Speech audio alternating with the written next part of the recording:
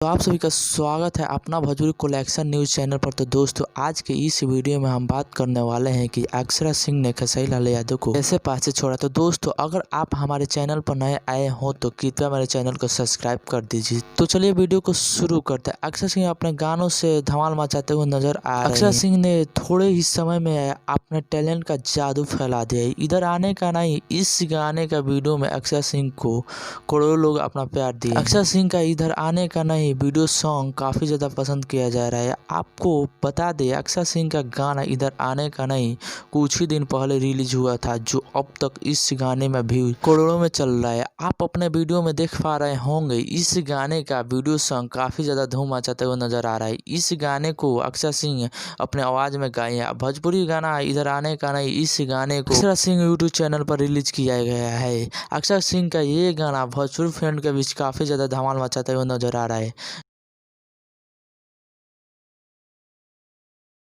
गाने के वीडियो में अक्षरा सिंह गुड लुक में नजर आ रहे हैं। अक्षरा सिंह का ये गाना काफ़ी ज़्यादा पसंद किया जा रहा है और काफ़ी ज़्यादा वायरल भी किया जा रहा है, जो अब तक इस गाने में लगभग 14 करोड़ व्यूज मिल चुके हैं। तो दोस्तों, वीडियो को लाइक, कमेंट और